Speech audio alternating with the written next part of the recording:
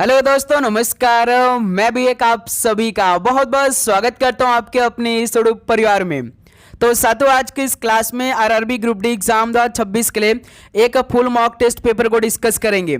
GK, science, math और reasoning का 50 question इस क्लास में डिस्कस करेंगे और आप सभी का टारगेट 25 क्वेश्चन ठीक करने का होगा। तो साथियों, आपको अपने 3 अगस्त से पहले इस क्लास को देख लेना है। तो जैसा कि आज 25 जुलाई हो चुका है, जिनका एग्जाम 3 तारीख को होगा, आज से उनका एग्जाम सिटी भी शो होने लगेगा। जिनका एग्जाम सिटी शो नहीं करेगा, मान के चलिएगा उनका एग्जाम 3 अगस्त को नहीं होने वाला है। जिनका एग्जाम 4 अगस्त को होगा तो उनका एग्जाम सिटी 26 जुलाई को शो होगा, यानी कि कल शो होगा। इसलिए आप घबराइएगा मत। उससे पहले आपको पूरा पेपर को हल करना है, जो आज की इस क्लास में सभी प्रश्नों का पेपर हम लोग डिस्कस करने वाले, देखने वाले हैं, जिससे कि आपको ये पता चल जाएगा कि आपके पेपर में कैसे सवाल आने वाले हैं। GK, current affair, science, math और रीजनिंग का जो सबसे संभावित पेपर के प्रश्न बन सकते हैं, उन्हीं प्रश्नों का पेपर आज की इस क्लास में हम लोग डिस्कस करने वाले हैं। ठीक है, तो साथियों, इस पेपर को हल करने के लिए आपके पास केवल 25 मिनट का रहेगा। ध्यान रखिए, क्योंकि 90 मिनट में 100 सवाल दिया जाएगा आपको पेपर हल करने के लिए, जिसमें से 55 सवाल रीजनिंग और मैथ के रहेंगे। तो सोच सकते हैं कि सवाल का लेवल कैसा रहता होगा। इसलिए थोड़ा सा टाइम मैनेजमेंट बनाकर चलना हमें। इसलिए साथियों, इस क्लास को ध्यान से देखिएगा और सारे क्वेश्चन का आंसर आप इसी क्लास में तैयार कर लेंगे। ओके, और आप हर एक सवाल का उत्तर भी करिएगा, जिससे कि आपकी तैयारी और भी अच्छी हो जाए और इसी क्लास में आपको सारे सवाल का उत्तर भी तैयार हो जाए। ठीक है, तो देखिए आज का पहला प्रश्न है, प्लासी का युद्ध ईस्ट इंडिया कंपनी और किसके बीच हुआ था? बताइए, प्लासी के युद्ध ईस्ट इंडिया कंपनी और किसके बीच में हुआ था? तो बंगाल के नवाब के बीच में हुआ था। पहले का बी ऑप्शन बिल्कुल राइट आंसर हो जाएंगे। चलिए, पहले सवाल पे आप लोग एक होमवर्क बताइए कि प्लासी का युद्ध किस वर्ष में लड़ा गया था। कमेंट बॉक्स में बताइए। सभी स्टूडेंट बताएंगे कि प्लासी की युद्ध किस वर्ष में लड़ा गया था ईस्ट इंडिया कंपनी और बंगाल के नवाबों के बीच में। ओके, कमेंट बॉक्स में सवाल का राइट आंसर आप बताएंगे। अगला सवाल को देखिए, क्वेश्चन नंबर 2 को, भारत के इनमें से किस राज्य में यूरेनियम का सबसे बड़ा भंडार मौजूद है? बताइए, भारत के किस राज्य में यूरेनियम का सबसे बड़ा भंडार मौजूद है? तो याद रखिएगा आप लोग, आंध्र प्रदेश में है। सी ऑप्शन इस सवाल का राइट आंसर हो जाएंगे। नेक्स्ट अगला सवाल को देखिए, क्वेश्चन नंबर 3 को, मीनाक्षी मंदिर कहाँ स्थित है? मीनाक्षी मंदिर ये कहां पर स्थित है? तो ये तमिलनाडु राज्य में स्थित है। बी ऑप्शन बिल्कुल राइट आंसर हो जाएंगे। याद रखिए, यहां पे केरलम आपको दिखाई दे रहा होगा। पहले केरल का नाम था केरल, जिसे अब बदलकर उसे केरलम कर दिया गया। करंट अफेयर में सवाल बन सकता है। ठीक है, नेक्स्ट अगला सवाल को देखिए, क्वेश्चन नंबर 4 को, किस राज्य ने आदर्श शहर समृद्धि योजना शुरू की गई है? बताइए साथियों, किस राज्य ने आदर्श शहर समृद्धि योजना शुरू की है? तो ये साथियों छत्तीसगढ़ राज्य ने शुरू की है। सी ऑप्शन बिल्कुल राइट आंसर हो जाएंगे। नेक्स्ट अगला सवाल को देखिए, क्वेश्चन नंबर 5 को, डीआरडीओ के नया अध्यक्ष किसे नियुक्त किया गया है? डीआरडीओ के नया अध्यक्ष किसे नियुक्त किया गया है? तो राजेश कुमार को किया गया है।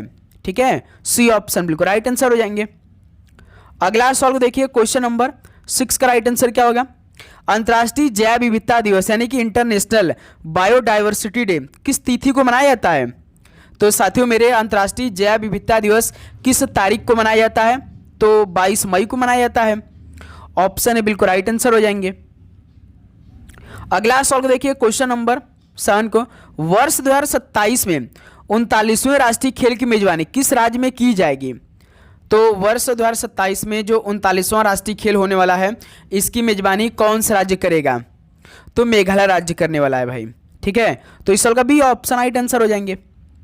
नेक्स्ट अगला सवाल को देखिए, तो क्वेश्चन नंबर 8 को, the library man of India नामक पुस्तक किस व्यक्ति द्वारा लिखी गई है? The library man of India नामक पुस्तक किस व्यक्ति द्वारा लिखी गई है? तो साथियों पीपी सत्यन के द्वारा लिखी गई है। ऑप्शन इस सवाल का बिल्कुल राइट आंसर हो जाएंगे। नेक्स्ट अगला सवाल को देखिए, क्वेश्चन नंबर 9 को, जनजातीय कार्य मंत्रालय द्वारा विकसित आदिवाड़ी क्या है? जनजातीय कार्य मंत्रालय द्वारा विकसित आदिवाड़ी ये क्या है? तो एक एआई संचालित बहुभाषी ये मंच है भाई, आदिवाड़ी। बी ऑप्शन इस सवाल का बिल्कुल राइट आंसर हो जाएंगे। याद रखिएगा भाई, इसमें सबसे पहले हम लोग करंट अफेयर के सवाल देखेंगे, फिर साइंस के, उसके बाद रीजनिंग, उसके बाद मैथ के। ठीक है, भारत में आयोजित एशियाई भारोत्तोलन चैंपियनशिप 2026 में किसने सर्वाधिक पदक जीते, यानी किस देश ने सबसे अधिक सर्वाधिक पदक जीते हैं? जो भारत में आयोजित हुआ था एशियाई भारोत्तोलन चैंपियनशिप, तो सबसे ज़्यादा चीन देश ने भाई पदक जीते हैं।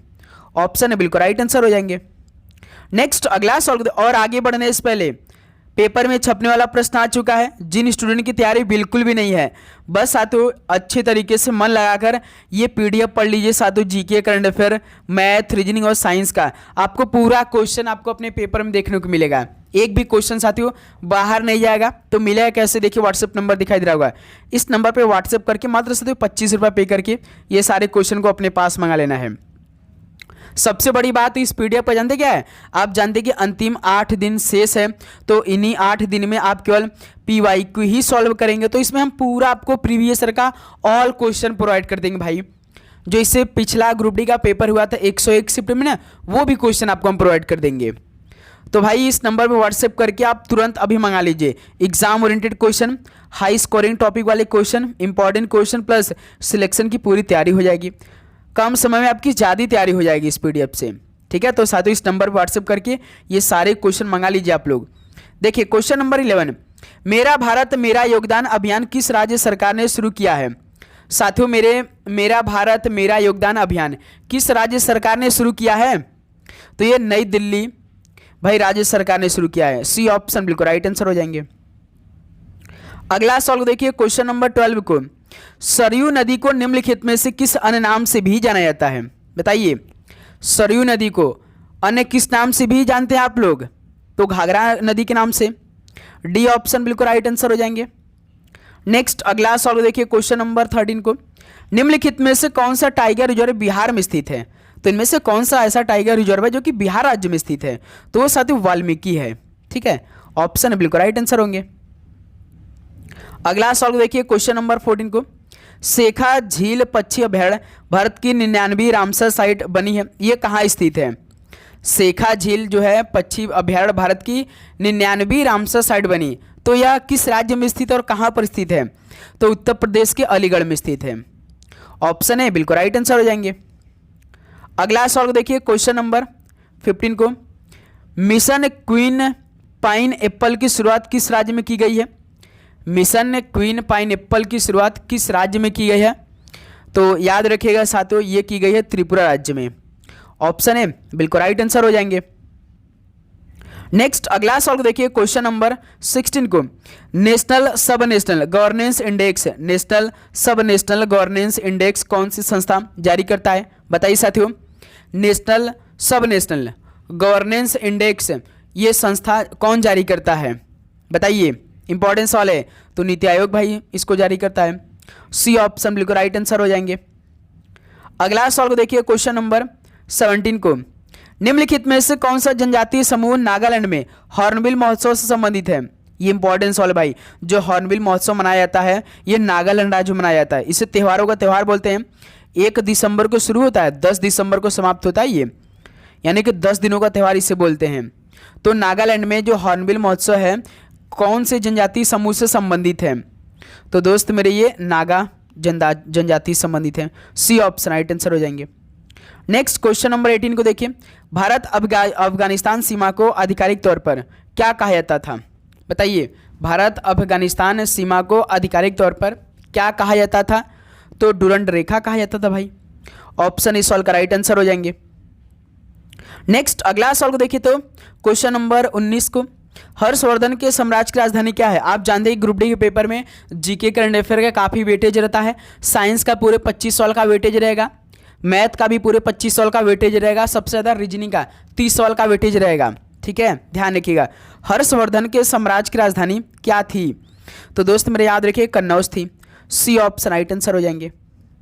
नेक्स्ट अगला सवाल देखिए क्वेश्चन नंबर 20 को, जूनियर पुरुष हॉकी विश्व कप 2025 का उपविजेता कौन बना है। करंट अफेयर पूरा 1 जुलाई 2025 से लेकर भाई आप 1 जुलाई 2026 तक तैयार करके जाइएगा, ठीक है। हम रीजनिंग की क्लास स्टार्ट कर दें, आज 12 बजे से आपको डेली क्लास मिलना भी स्टार्ट हो जाएगा, तैयार रहिएगा भाई, ठीक है। जूनियर पुरुष हॉकी विश्व कप 2025 का उपविजेता कौन सा देश बना है, तो वो साथ स्पेन बना है। ऑप्शन है बिल्कुल राइट आंसर हो जाएंगे। नेक्स्ट अगला सवाल को देखिए क्वेश्चन नंबर 21 को, फ्लेमिंग के दाएं हाथ के नियम के संदर्भ में अंगूठा किसे इंगित करता है। फ्लेमिंग के दाएं हाथ के नियम के संदर्भ में अंगूठा किसे इंगित करता है? तो साथियों चालक की गति को इंगित करता है। सी ऑप्शन बिल्कुल राइट आंसर हो जाएंगे। अगला सवाल को देखिए क्वेश्चन नंबर 22 को, अपवर्तनांक की इकाई क्या है? अपवर्तनांक की इकाई, ये ध्यान रखिएगा साथियों, इसकी कोई इकाई नहीं रहती, यानी कि इकाई रहित है ये, तो सी ऑप्शन राइट आंसर हो जाएंगे। अगला सवाल को देखिए क्वेश्चन नंबर 23 को, लार में मौजूद निम्न में से कौन सा एंजाइम स्टार्च के जटिल अणु को सरल शर्करा अणु में विघटित कर देता है? बताइए साथियों, लार में मौजूद कौन सा एंजाइम स्टार्च के जटिल अणु को सरल शर्करा अणु में विघटित कर देता है? तो वो साथियों लार एमाइलेज है। ठीक है, ऑप्शन है बिल्कुल राइट आंसर होंगे। नेक्स्ट अगला सवाल देखिए क्वेश्चन नंबर 24 को, क्या होता है जब CO2 गैस को चूने के पानी में प्रवाहित किया जाता है? बताइए क्या होता है जब CO2 गैस को चूने के पानी में प्रवाहित किया जाता है? तो साथियों विलयन जो है ना वो दुधिया हो जाता है। बी ऑप्शन इस सवाल का राइट आंसर हो जाएंगे। नेक्स्ट अगला सवाल को देखिए क्वेश्चन नंबर 25 को, फर्न पौधे में बीजाणु कहाँ पर स्थित होते हैं? बताइए साथियों, फर्न प्लांट में बीजाणु कहाँ पर स्थित होते हैं? तो भाई पत्तियों की निचली सतह में स्थित होते हैं। डी ऑप्शन बिल्कुल राइट आंसर हो जाएंगे। नेक्स्ट अगला सवाल को देखिए क्वेश्चन नंबर 26 को, साबुन के विलयन में मिसेल का निर्माण निम्नलिखित में से किन कारणों से होता है? बताइए, साबुन के विलयन में मिसेल का निर्माण किस कारण से होता है भाई? तो जल में जल विरागी और जल लागी अन्योन्य क्रिया के कारण से होता है। सी ऑप्शन इस सवाल का राइट आंसर हो जाएंगे। नेक्स्ट अगला सवाल को देखिए भाई क्वेश्चन नंबर 27 को, चुंबकीय क्षेत्र में किसी चालक पर लगने वाला बल का जो परिमाण तक बढ़ता है जब क्या होता है? बताइए साथियों, चुंबकीय क्षेत्र में किसी चालक पर लगने वाला बल का जो परिमाण होता है तब बढ़ता है जब वह मेरे दोस्त धारा बढ़ती है। ठीक है, डी ऑप्शन इस सवाल का राइट आंसर हो जाएंगे, याद रखिएगा। और आप हर एक सवाल का उत्तर भी याद करते चलिएगा इसी क्लास में आप लोग। निम्नलिखित में से कौन सा यौगिक स्थिर अनुपात के नियम का पालन करता है? बताइए साथियों, कौन सा यौगिक स्थिर अनुपात के नियम का पालन करता है? तो वो साथियों जल है। ऑप्शन इस सवाल का बिल्कुल राइट आंसर हो जाएंगे। नेक्स्ट अगला सवाल को देखिए क्वेश्चन नंबर 29 को, यदि द्रव्यमान दोगुना हो जाए और स्मॉल जी नियत रहे तो भार क्या हो जाएगा? बताइए, यदि द्रव्यमान दोगुना हो जाए और जो स्मॉल जी हो वो नियत रहे तो भार क्या होगा? तो भाई दोगुना हो जाएगा। ठीक है, सी ऑप्शन राइट आंसर हो जाएंगे। अगला सवाल देखिए क्वेश्चन नंबर 30 को, किसी लेंस द्वारा प्रकाश किरणों की बंकन सीमा को किसके पदों में व्यक्त किया जाता है? बताइए साथियों, किसी लेंस द्वारा प्रकाश किरणों की बंकन सीमा को किसके पदों में व्यक्त किया जाता है? तो दोस्त मेरे शक्ति के रूप में। डी ऑप्शन इस सवाल का राइट आंसर हो जाएंगे। नेक्स्ट अगला सवाल को देखिए क्वेश्चन नंबर 31 को, प्रतीक कैपिटल बी किस तत्व को दर्शाता है? बेरिलियम को कि ब्रोमीन को कि बेरियम को कि बोरॉन को? भाई बी जो है वो किस तत्व को दर्शाता है? तो बोरॉन को दर्शाता है ना, तो डी ऑप्शन इस सवाल का राइट आंसर हो जाएंगे। अगला सवाल को देखिए क्वेश्चन नंबर 32 को, किसी धातु को निष्कर्षित करने के बाद उसे परिष्कृत करने का मुख्य उद्देश्य क्या है? बताइए, किसी धातु को निष्कर्षित करने के बाद उसे परिष्कृत करने का मुख्य उद्देश्य क्या होता है? तो दोस्त मेरे निष्कर्षित धातु से अशुद्धियों को दूर करना होता है। बी ऑप्शन बिल्कुल राइट आंसर हो जाएंगे इस सवाल का। ऐसे सवाल भाई साइंस के आने वाले हैं आपके पेपर में। क्वेश्चन नंबर 33 देखिए, निम्न में से कौन सा जीव पुनर्जनन की क्षमता वाली कोशिकाओं का उपयोग मुकुलन के लिए करता है? बताइए साथियों, कौन सा जीव पुनर्जनन की क्षमता वाली कोशिकाओं का उपयोग मुकुलन के लिए करता है? तो वो साथियों हाइड्रा होता है। डी ऑप्शन इस सवाल का राइट आंसर होंगे। क्लियर। नेक्स्ट क्वेश्चन नंबर 34 को देखिए, डैश, इसमें राजधानियाँ मुख्यतः बड़े आकार की होती हैं। तो किसमें साथियों राजधानियाँ मुख्यतः बड़े आकार की होती हैं? तो याद रखिएगा आप लोग भाई, पादप कोशिकाओं में। डी ऑप्शन इस सवाल का राइट आंसर हो जाएंगे। नेक्स्ट अगला सवाल को देखिए भाई, क्वेश्चन नंबर 35 को, एक समान वृत्तीय गति में पिंड की चाल कैसी होती है? एक समान वृत्तीय गति में पिंड की चाल क्या होगी भाई? आप जानते हैं नियत रहती है उसमें, तो सी ऑप्शन इस सवाल का राइट आंसर हो जाएंगे। अगला सवाल को देखिए क्वेश्चन नंबर 36 को, बल का एसआई मात्रक क्या होता है? बताइए साथियों, फोर्स का एसआई मात्रक क्या होता है? किलोमीटर प्रति सेकंड स्क्वायर होता है भाई। डी ऑप्शन बिल्कुल राइट आंसर हो जाएंगे।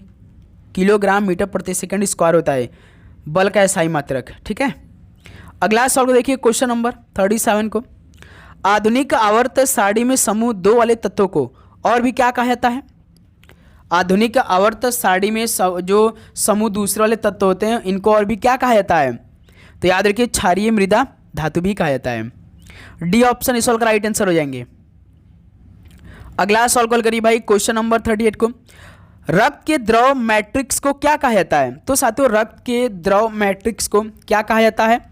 तो याद रखिएगा प्लाज्मा कहते हैं। ठीक है, डी ऑप्शन इस सवाल का राइट आंसर हो जाएंगे। नेक्स्ट अगला सवाल को देखिए, क्वेश्चन नंबर 39 को, कौन सा धातु युग्म कमरे के तापमान पर पिघलने लगता है? तो कौन सा धातु जो कमरे के तापमान पर पिघलने लगता है? तो साथियों वो गैलियम है और एक सीजियम है। ऑप्शन इस सवाल का बिल्कुल राइट आंसर हो जाएंगे। अगला सवाल देखिए, क्वेश्चन नंबर 40 को, एक मटर का पौधा अन्य पौधे या बाढ़ पर किसकी सहायता से चढ़ता है?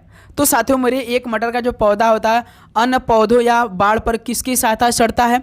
तो भाई वो शायद टेंड्रिल की मदद से चढ़ता है, उसे क्या बोलते हैं? प्रतान बोलते हैं।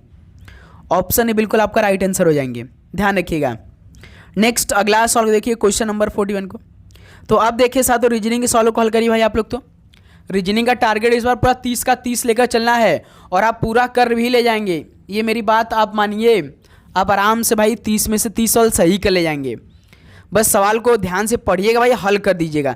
जैसे यही सवाल देखिए, आप इसको कैसे 10 सेकंड में हल कर सकते थे।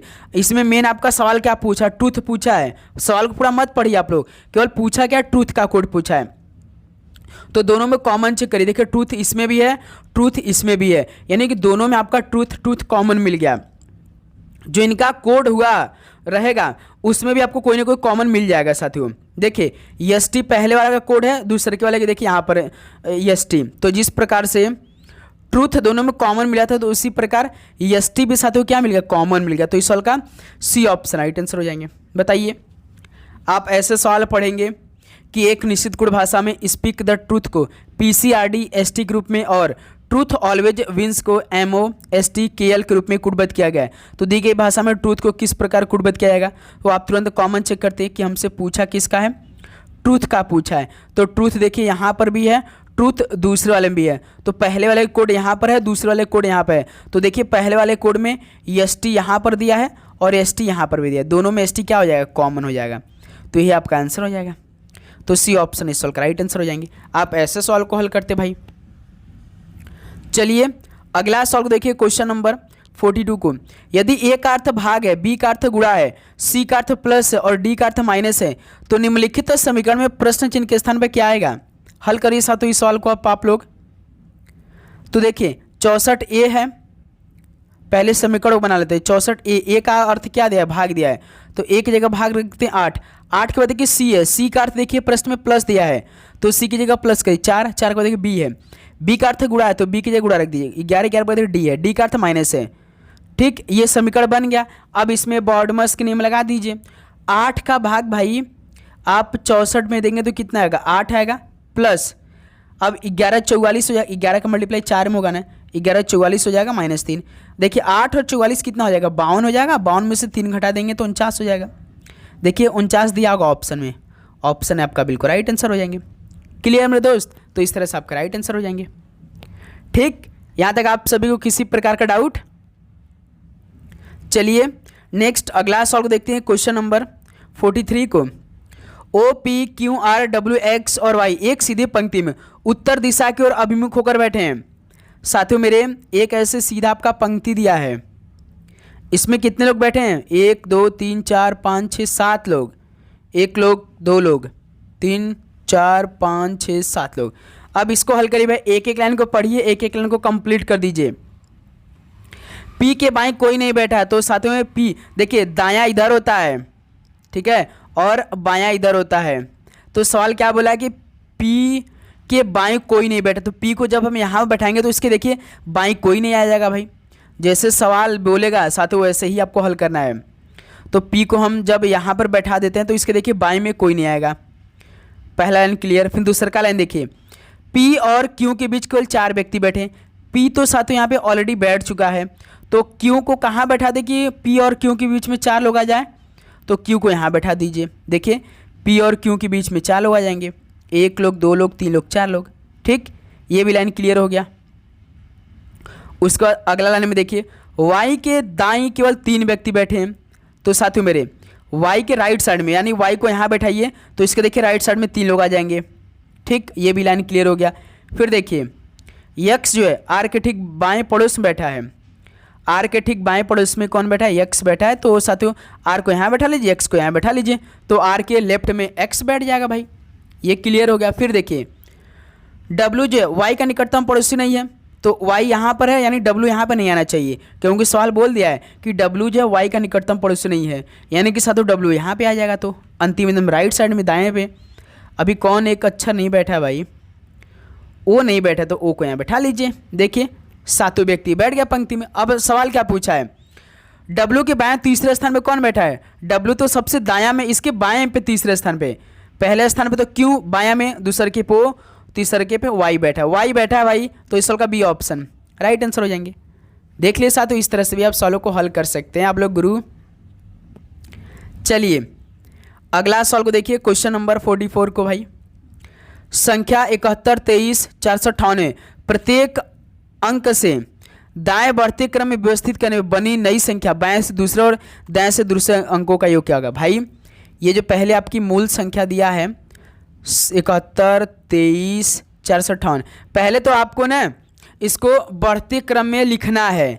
तो बढ़ते क्रम यानी छोटा से बड़ा, तो सबसे पहले 1, फिर 2, फिर 3, 4, 5, 1, 2, 3, 4, 5, 7, फिर 8, इतना। देखिए ये आपका मूल संख्या थी जो प्रश्न में दिया था, ये आपका नया संख्या है जो आप बढ़ते क्रम में तैयार किया है। अब देखिए सवाल क्या पूछा है, बढ़ते क्रम में व्यवस्थित करने पर बनी नई संख्या में बाएं से दूसरा, बायां दूसरा 2 है इसमें, और दाएं से दूसरे अंकों का योग, यानी कि दाएं से दूसरा अंक कौन है? 7, इनका साथ योग करना है। तो 2 और 7 को जोड़ेंगे कितना आएगा? 9 आ जाएगा। तो देखिए ऑप्शन दिया होगा, सी ऑप्शन राइट आंसर हो जाएंगे। ये फ्री का नंबर आपको मिलेंगे, याद रखिएगा, आएगा क्लियर ये सवाल आपके पेपर में। चलिए इसी बात पर क्वेश्चन नंबर 45 को हल करके आप लोग बताइए, अंग्रेजी वर्णमाला क्रम के आधार पर दी गई श्रृंखला में प्रश्न चिन्ह के स्थान में क्या आना चाहिए? बताइए साथियों, इस सवाल का राइट आंसर क्या होगा? आप निकाल के बताइए। EWR, ASN, WOJ, SKF। जब साथियों इस तरह का सवाल आता तो हमने आपको कितनी बार हल करना सिखाया है ना, कि आप केवल पहले अक्षर के रिलेशन निकालिए। देखिए E, इसमें पहला अक्षर E है, इसमें A है, इसमें W है और इसमें S है, इनका कोड करिए E5। अब दोस्त मेरे देखिए A को यहाँ पे 27 करिए आप लोग, W 23 करिए, S 19। देखिए साथियों 527, यानी कि मेरे दोस्त अब इस प्रकार भी नहीं हो सकता इसमें। यहाँ से आपने अब E को मेरे दोस्त आप क्या कर सकते हैं, E को आप 31 भी कर सकते हैं। 31 में से देखिए 27 माइनस 4, 27 से 23 माइनस 4, 23 से 19 माइनस 4, लॉजिक यही है भाई, -4 का इसमें। तो उसी प्रकार साथियों 19 में से 4 घटा देंगे कितना होगा? 15। 15 का कौन अच्छा रहेगा? O। देखिए सभी ऑप्शन O से ही शुरुआत किया है, यानी कि O सही है भाई। हमेशा याद रखिएगा, जब भी साथियों आपको इस तरह का रिलेशन दे दे तो आप जानते हैं A से लेकर Z तक तो 26 होता है, जैसे आप 27 बढ़ते हैं वो साथियों A से फिर से स्टार्ट हो जाता है, ये आपको याद होगा। अब देखिए पहला अक्षर हमारा O आ गया, अब हम दूसरे अक्षर का रिलेशन बनाते हैं W, S, O, K का। W, S, O और K। W 23, S 19, O 15, K 11। देखिए इसमें -4 हुआ, 23 19 -4, 19 15 -4, 15 से 11 -4, 11 से -4 कटेंगे 7, 7 पे कौन अक्षर? G, यानी कि OG। देखिए OG आ गया, या तो ऑप्शन ए होगा भाई या तो ऑप्शन डी हो जाएगा, यही दोनों में से कोई ऑप्शन होगा, क्योंकि इसी दोनों में केवल OG दिया है। अब देखिए RNJF, RNJF, R18, N14, J10, F6, तो भाई -4 हुआ, तो 6 में से 4 घटा देंगे 2, 2 भी B, यानी कि OGB, D option right answer हो जाएंगे। क्लियर, समझ में आप सभी को? तो इस तरह से सवाल हल हुआ है। नेक्स्ट अगला सवाल देखिए, क्वेश्चन नंबर 46 का राइट आंसर, ABCRST और U एक गोल मेज के परितः केंद्र की ओर अभिमुख होकर बैठे हैं। साथियों मेरे एक गोल मेज ऐसे हैं, कितने लोग बैठे हैं भाई? 1 लोग, 2 लोग, 3 लोग, 4 लोग, 5 लोग, 6 लोग, 7 लोग, 1 लोग, 2 लोग, 3 लोग, 4 लोग, 5 लोग, 6 लोग, 7 लोग। अब हम एक एक लाइन को पढ़ेंगे, एक एक लाइन को कंप्लीट करेंगे। सवाल क्या दिया है, आर जो है सी और टी दोनों का निकटतम पड़ोसी है। आर जो है सी और टी दोनों का निकटतम पड़ोसी है।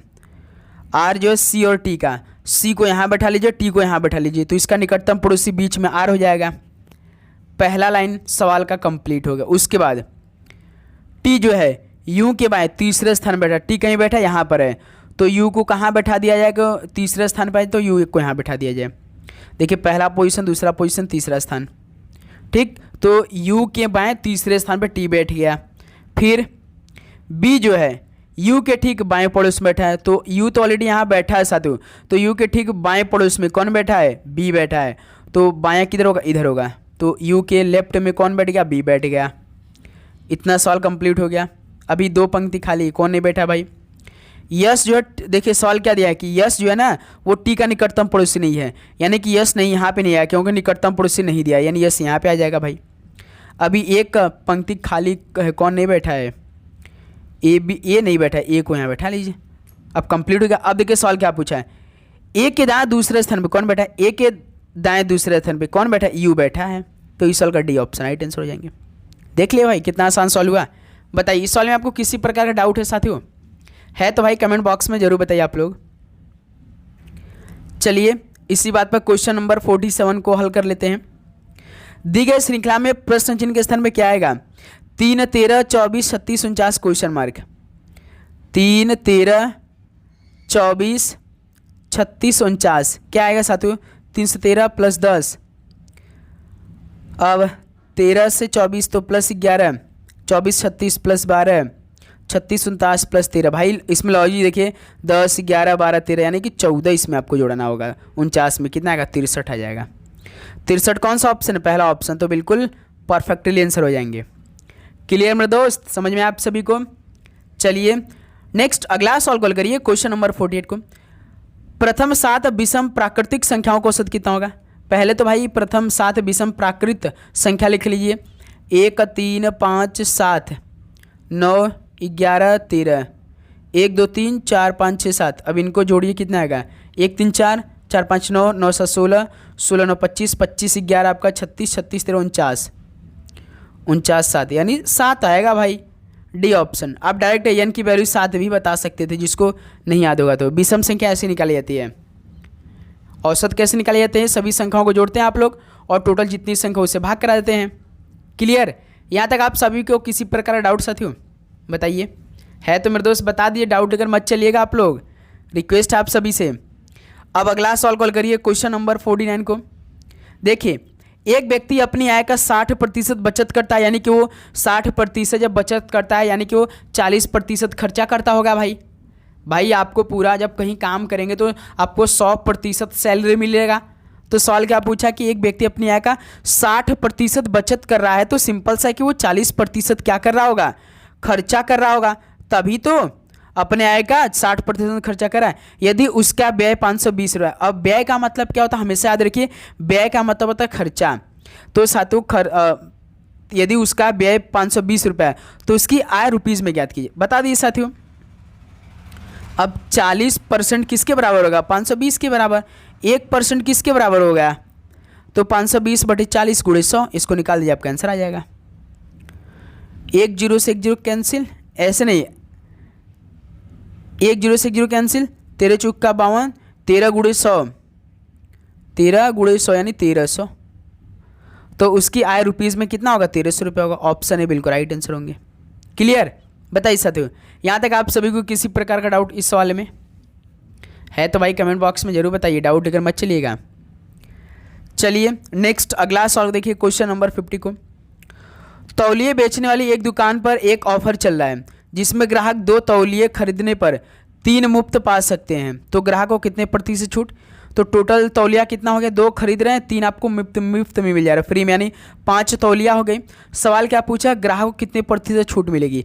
तो साथियों छूट की बात किया ना, सबसे पहले कितना छूट दे रहा है, 3, टोटल आपका तौलिया कितना होगा, 5, इसको नीचे बटे में लिखिए, मल्टीप्लाई 100 कर दीजिए, आंसर आ जाएगा।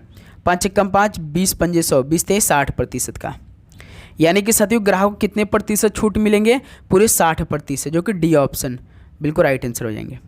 तो साथियों फाइनली आपका पूरा 60 सवाल कंप्लीट हो गया भाई। अब बताइए कि आप सभी का इन 60 सवालों में से कितना स्कोर बना। तो उम्मीद करूंगा आप सभी को हर एक सवाल बहुत ही शानदार तरीके से समझ में आया होगा। यदि साथियों आपको किसी भी सवाल पे डाउट है तो कमेंट बॉक्स में ज़रूर बताइए भाई। डाउट लेकर आप मत चलिएगा, डाउट लेकर चलेंगे तो कन्फ्यूजन क्रिएट ज़्यादा होगा बहुत, ठीक है। तो चलिए साथियों इस क्लास को हम लोग यहीं पर समाप्त कर लेते हैं। आप चैनल पे नए तो सब्सक्राइब करके नोटिफिकेशन को ऑन करिएगा भाई, क्योंकि ये क्लास आपकी पूरे एग्जाम तक चलने वाली है। तैयार रहिएगा, ठीक है। इसके बाद आपकी 12 बजे करंट अफेयर की क्लास लगने वाली है, उस क्लास को आपको अटेम्प्ट करना है भाई, एक भी सवाल छोड़ना नहीं उसमें का, ठीक है। तो चलिए इस सेशन को यहीं पे समाप्त करते हैं, मिलते हैं साथ एक और नए क्लास के साथ। आप सभी को एग्जाम के लिए बेस्ट आप लोग, और वो PDF आप लोग मंगा लीजिए भाई, ठीक है, जो डिस्क्रिप्शन बॉक्स में दिया गया है वहाँ से आप मंगाइए अच्छे से। तो आप सभी को एग्ज़ाम के लिए और अपना भाई डेली मॉक टेस्ट लगाते रहिए अच्छे से। तो आप सभी को all the very best, God bless you, धन्यवाद।